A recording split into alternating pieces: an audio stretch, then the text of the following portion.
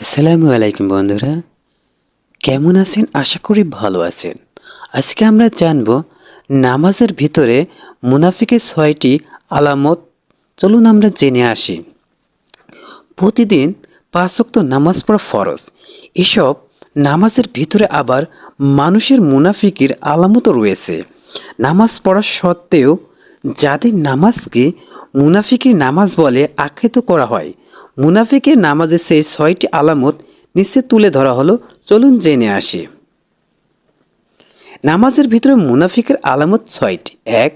যখন নামাজে দাঁড়ায় অলসতার সঙ্গে দাঁড়ায়। ২. অন্যকে দেখানোর নিয়তে নামাজ পড়ে।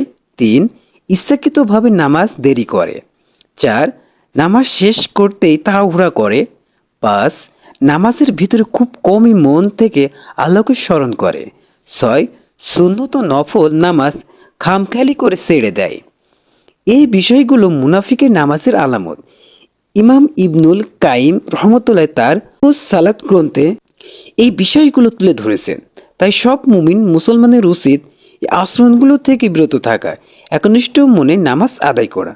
আল্লাহ তাআলা মুসলিম উম্মাকে একনিষ্ঠভাবে মহান আল্লাহর জন্য নামাজ পড়ার তৌফিক দান করুক, আমিন।